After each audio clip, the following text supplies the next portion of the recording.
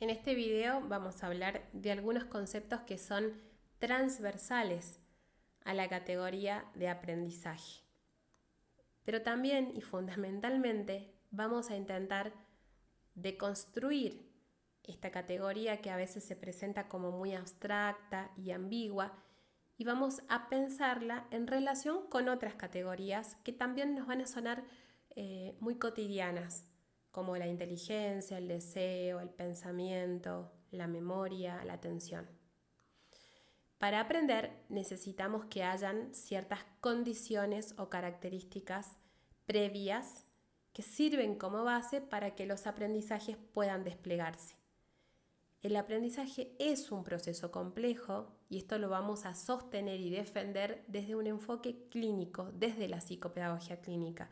Consideramos que cuando se pone en juego un aprendizaje, van a estar presentes no solamente todas las habilidades que pueda tener el sujeto, habilidades o recursos, herramientas, que pueden ir desde lo cognitivo hasta lo vinculado con las emociones, con la afectividad y cómo circula ese afecto, pero que también van a tener que ver con las condiciones más biológicas en relación a la salud que puede tener un sujeto o no, a las condiciones del contexto socioeconómico, a las posibilidades que se habilitan desde el vínculo con otros, a las oportunidades para encontrarse con lo novedoso, para experimentar situaciones nuevas y un sinfín de otras condiciones, dimensiones que se ponen en juego al momento de aprender.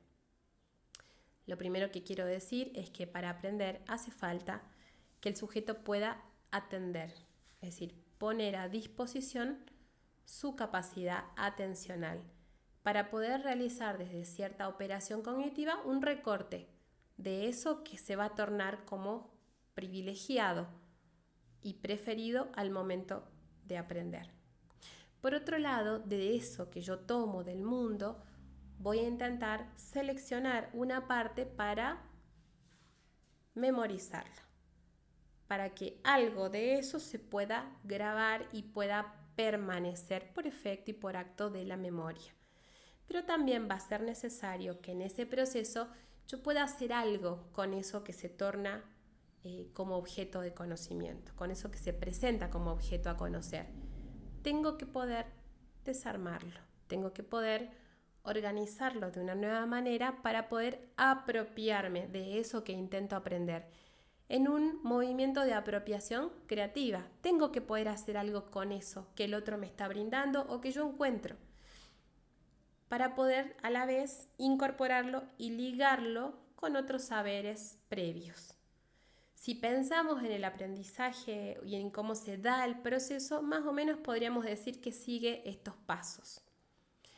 Ahora, la cosa se complica cuando estas condiciones previas y este circuito se ve obstaculizado o se ve de alguna manera alterado por algunas condiciones, sucesos o experiencias que se presentan obturando el proceso de aprender.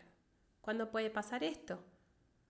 Cuando a nivel de la inteligencia yo no puedo instrumentar, no puedo hacer uso efectivo de esos recursos que tengo y de los cuales dispongo. Puedo tener un montón de recursos y herramientas para aprender y sin embargo no poder utilizarlas. ¿Por qué? Porque la inteligencia también va a estar atravesada por el deseo. Tú ya lo decía nuestra gran referente que es Alicia Fernández. Para que el deseo se pueda motorizar, para que algo del deseo se pueda poner en juego, es necesario que hayan ciertos espacios de ausencia marcados por espacios previos de presencia. ¿Qué quiero decir con esto? Para que un niño pueda aprender es necesario que hayan habido experiencias previas de cuidado, de sostén y vamos a decir de enseñanza por parte de un entorno primario que tiene lugar en la familia, que tiene lugar con los adultos referentes que están acompañando al niño en esos primeros momentos y en los primeros tiempos de aprender. Y aquí es donde quiero señalar que todo aprendizaje actual va a tener cierta relación y cierta ligadura con lo histórico de los aprendizajes previos. Por eso es que nuestras intervenciones desde la psicopedagogía van a realizarse en los intersticios de lo histórico, de lo pasado, de lo presente y también con una cierta orientación a la construcción de un futuro. Nuestras intervenciones van a ser siempre en un movimiento pendular de ida y vuelta, donde vamos a prestar una particular atención a aquellos aspectos en donde esta pendulación entre el pasado, el presente y el futuro se detenga. Ahí donde se detiene vamos a ir a mirar qué es lo que está pasando y qué es lo que está sucediendo a nivel del aprendizaje. Porque ante todo el aprendizaje tiene que ver con la posibilidad de que algo se mueva y de que ese movimiento vaya generando transformaciones. Cuando aprendemos algo, necesariamente hay algo que cambia en nosotros. No voy a hablar ni voy a agotar acá las posibilidades de ese cambio porque va a ser singular, eso va a ser uno a uno. Para cada quien el aprendizaje los va a enfrentar con determinadas novedades que si se las apropia de manera creativa, después las va a poder utilizar en diferentes circunstancias. ¿Cuándo dejamos de aprender? Cuando ese movimiento se detiene. Es ahí cuando los procesos de aprender se rigidizan, cuando no vamos incorporando situaciones, experiencias, contenidos nuevos. Por eso es que siempre digo y siempre insto a que vamos a buscar nuevas experiencias, nuevos entornos, nuevas prácticas, porque la exposición a la novedad y cierta permeabilidad de nuestra parte va a llevarnos a un proceso de transformación creativa por medio del aprendizaje. El aprendizaje tiene un fin y tiene que ver con una meta de transformación, de creación. No siempre va a estar vinculada a una acumulación de conocimiento, porque eso no tiene que ver necesariamente con el aprender ni con un aprendizaje creativo e inteligente, sino con un aprendizaje quizás mucho más utilitario o acumulador. De lo que proponemos en la psicopedagogía clínica es un aprendizaje que nos permita transformarnos a la vez que transformamos el entorno, a la vez que tenemos la posibilidad de generar un efecto de cambio hacia afuera también. Y es ahí cuando vuelvo a la idea del pensamiento o a la categoría del pensamiento. ¿Cómo es que podemos aprender y teniendo en cuenta lo que podemos lograr también a través del pensamiento y de todo lo que nos provee?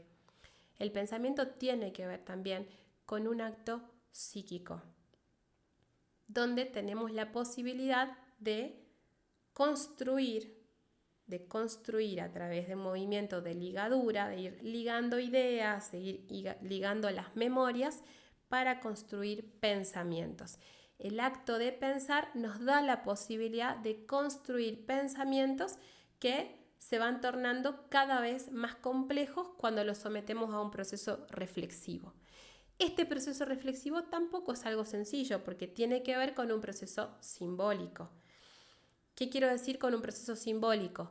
La posibilidad de construir y emplear símbolos para que eso que se presenta como impulso que viene de adentro no pase de manera pura o cruda hacia afuera, sino que se transforme a través de un intermediario que va a ser el pensamiento para no llegar de un pasaje desde lo interno del impulso a lo externo del acto. Para que el pensamiento nos potencie en términos de contar con mayores elementos, herramientas y que por medio de cierta sofisticación lo que salga allá afuera no sea de manera cruda lo que viene de adentro. Actúa como un intermediario, como una barrera que nos permite crear, que nos permite construir y tener cierta capacidad de apoderarnos de eso que viene de adentro a partir de lo que hay allá afuera también. Entonces el pensamiento tiene que ver con la capacidad de crear, con la capacidad de armar redes que cada vez se van a ir tornando más complejas. ¿Qué pasa cuando esto no sucede, cuando el pensamiento no opera como un intermediario? Tenemos menos posibilidades de reflexionar sobre lo que nos pasa, tenemos menos herramientas para procesar y para metabolizar la experiencia que se vive de manera intensa, y entonces quedamos sumidos y en total dependencia con respecto a la acción y actuamos de manera automática, sin intermediarios, sin posibilidad de reflexionar sobre eso que estamos haciendo.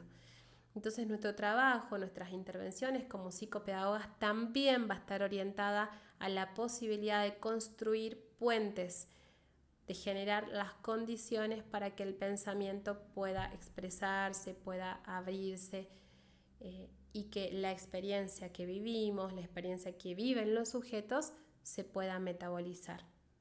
Yo hace rato decía que el pensamiento tiene que ver con la capacidad de ligar. Esto ya lo dicen algunas autoras como Beatriz Janín, Silvia Bleichmar, y lo va a recuperar Alicia Fernández. El pensamiento tiene que ver con la capacidad de ligar algunas ideas que se van conservando y se van preservando por efecto de la memoria, por acción de la memoria.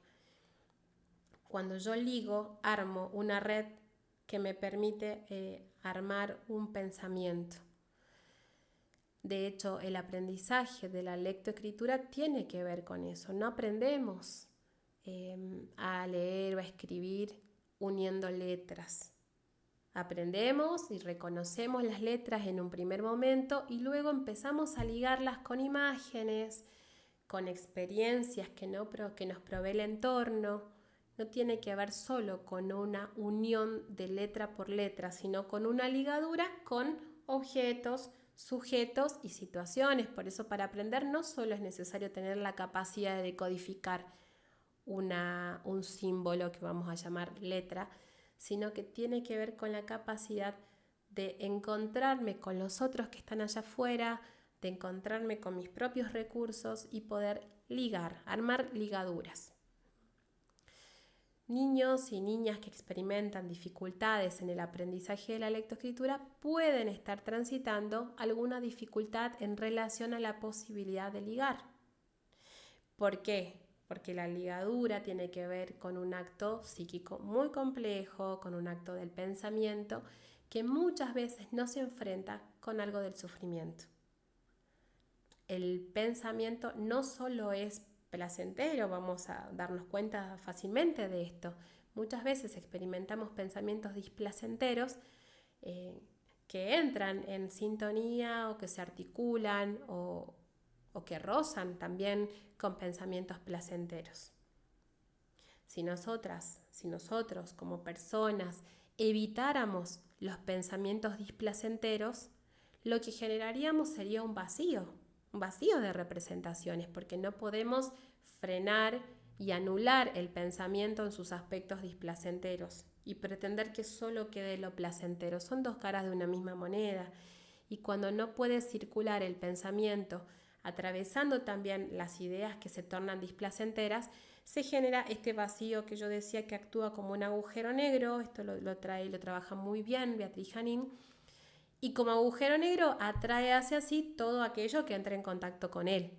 Entonces puede ser que el pensamiento, el aprendizaje, quede de alguna manera atrapado también en esta circunstancia. Por eso es que aprender tiene que ver también con la posibilidad de tolerar y de soportar eso que no es siempre gratificante o placentero. Y ahí es donde tenemos un desafío como psicopedagogas, porque vamos a tener que acompañar a nuestros pacientes o a las personas con las que trabajemos a construir redes donde se pueda articular lo placentero con lo displacentero, donde algo de esto que no se tolera, donde algo de la posibilidad de esperar, de desplazar la satisfacción inmediata, de ir por una satisfacción pero que puede estar postergada, porque nos va a conectar con una satisfacción mucho mayor, con mayores gratificaciones, pero solo si logramos esperar. Si pensamos en un ejemplo de esto, lo vemos desde la infancia hasta la adultez. Si yo quiero y satisfacer mi deseo con algo que vi, que quiero, pero que, por ejemplo, comer. Tengo ganas de comerme un bombón, pero hoy no puedo porque estoy cuidando mi salud, estoy siguiendo una dieta que me va a permitir tener más salud, sentirme mejor, pero eso no es en el corto plazo. Quizás sea en el mediano plazo, pero tengo que renunciar a esta pequeña gratificación o satisfacción o gratificación inmediata en pos de una gratificación posterior, pero que va a ser mucho más grande. Acá también se juega el aprendizaje, acá también se juega algo de la posibilidad de desplazar la satisfacción en un circuito que no es tan lineal ni que lleva desde el deseo o el impulso a la descarga inmediata, sino con construir en el medio cierto puente que sostenga, que contenga, que haga de intermediario. Eso tiene que ver con un proceso simbólico. Eso es acto simbólico y eso es lo que vamos a buscar desplegar con nuestras intervenciones con algún paciente. Y a veces las intervenciones, como yo se los decía o se los explicaba en otras oportunidades, tiene que ver con la posibilidad de construir preguntas, no con dar sugerencias, no con decir cómo deben hacerse las cosas, porque en realidad ahí no estamos generando condiciones para ningún aprendizaje, sino que estamos dirigiendo o pretendiendo dirigir el accionar del sujeto, y esto, no está de más decirlo, no funciona nunca. Generar condiciones para que el sujeto pueda aprender tiene que ver con enfrentarlo o invitarlo con la posibilidad de reconocer y recuperar la autoría que implica aprender. Entonces, frente a una situación puntual, vamos a acompañarlo a explorar qué es lo que pasa en esa situación, qué características tiene esa situación específica para que él no pueda aprender de la manera que quiere o que necesita aprender. ¿Qué es lo que pasa cuando él aprende? ¿Cuáles son las herramientas, los recursos, los mecanismos y procedimientos que pone en juego cuando está aprendiendo? Entonces, mostrame cómo lo haces. ¿Cuál es el paso 1, el paso 2, el paso 3? Y esto es invitar a que eso que es puro acto, no puedo copiar el pizarrón, se desarme, lo podamos de alguna manera destruir para armarlo en pasos o en procedimientos. Entonces, ya no va a ser, no puedo copiar el pizarrón, o no me alcanza el tiempo, o no tengo ganas, sino a ver, ¿cómo se da la experiencia? ¿Cuál es el contexto de esa situación para que vos no puedas copiar lo que la maestra pone en el pizarrón? Entonces, vamos a estar requiriéndole a ese niño, niña, adolescente, joven o hasta adulto que arme, a partir de desarmar el acto, que arme la estructura del procedimiento, que tome conciencia de cuáles son los pasos, los procedimientos y las herramientas que utiliza y cuáles son las herramientas y estrategias que deja por fuera para llegar al resultado al que llega. Esto es un ejemplo de una posible intervención también pensada en sintonía con la propuesta de lo que considero que es aprender. ¿Recuerdan? Yo decía al principio, aprender es un proceso complejo, en donde entran en juego un sujeto y un objeto, necesariamente, o más sujetos también, por supuesto. En la escena de aprender siempre es a partir de otros presentes, desde la cercanía de la experiencia, o presentes desde la memoria y el recuerdo de una experiencia que yo puedo traer, que yo puedo evocar y que ha sido significativa para mí. Entonces, yo hago un acompañamiento, yo acompaño a explorar, acompaño a desarmar, señalo algunos puntos, situaciones, lo que yo observe de la experiencia que el sujeto no lo está pudiendo ver, entonces lo señalo. Che, ¿y esto con qué tiene que ver? ¿Cómo haces para pasar de aquí a aquí? Entonces, estamos ubicando al sujeto en una posición de autoría. Sos vos quien sabe cómo hace para llegar a determinado resultado. Sos vos quien, en definitiva, va a poder llegar a construir una respuesta en torno a qué pasa con el aprendizaje, cómo aprendés, cómo no aprendés, qué es lo que entra en juego, qué es lo que se pone en debate, voy a decir, entre tus instancias internas y en tu encuentro con el afuera, con lo que desde el afuera se te requiere, se te solicita. ¿Qué pasa con el deseo? ¿El deseo motoriza? ¿Hay algo de posibilidad de concretar algún deseo para que el aprendizaje pueda enraizarse ahí? ¿O podemos encontrar de pronto también la dificultad en el desear, que no lleva a aprender? ¿Qué pasa con lo que el sujeto puede llegar a pensar de su propia capacidad, de esto que se presume en llamar inteligencia? ¿Qué dicen los demás? ¿Qué creo yo de mí mismo? Entonces ahí es donde yo recupero la gran potencia que tiene el aprendizaje, que en una primera instancia se va a encontrar con una situación, con un objeto, con una información que debo desarmar.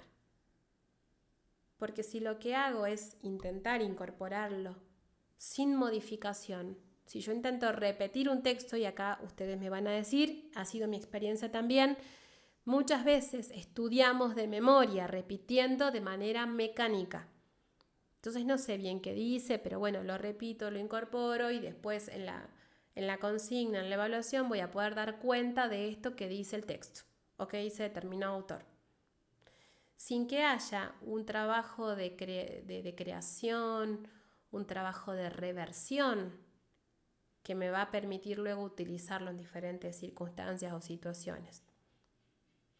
Quizás te ha pasado de experimentar mucha frustración cuando decís, ya pasé 3, 4 años de mi carrera y es como si no hubiera recuperado nada, y porque vengo estudiando de memoria, porque los conceptos son esos, son conceptos, no entran en relación con mis saberes previos, no hay cierta tensión para que yo pueda utilizarlos, no hay oportunidades para que desde la atención se produzca cierto trabajo creativo, para que yo pueda poner en juego mi saber. Y es porque no hemos transitado quizás la experiencia de aprender de manera significativa. Quizás ahí podríamos hablar de una incorporación mecánica que pudo perdurar un tiempo determinado y que luego, como no siguió retroalimentándose, como no se utilizó, como no se repitió, se perdió. Ahí es donde nosotras vamos a aparecer a decir, a ver, la psicopedagogía te propone como otra concepción del aprendizaje. El aprendizaje del encuentro con lo novedoso es el encuentro con lo novedoso a partir de todo lo que yo tengo disponible o no, pero lo que poseo internamente para ir a encontrarme con esa experiencia nueva, con ese objeto nuevo, con esa información nueva. Pero que en todo caso voy a necesitar reversionar. Y para esto voy a tener que ligarlo con saberes previos, con experiencias previas, con memorias previas. Algo tiene que quedar inscripto para que podamos decir, acá hubo aprendizaje. Y esa inscripción siempre, siempre, siempre va a tener anclaje en nuestra historia y en las vivencias histórico-subjetivas que guardamos, que traemos, pero que cuando aprendemos lo vamos a resignificar. Entonces, aprender es un acto complejo que ocurre en un movimiento, les diría, pendular entre lo que no sabemos, lo que queremos saber y lo que ya sabemos. O al revés, entre lo que queremos saber, lo que sabemos y lo que no sabemos. En el orden que ustedes quieran, es totalmente dinámico y podemos pensar al aprendizaje siempre como un movimiento. Cuando dejamos de aprender, cuando ya no hay posibilidad de movimiento entre nuestros saberes, entre la pregunta ya no circula, sino que solo tenemos respuestas que se dan desde un lugar de mucha certeza.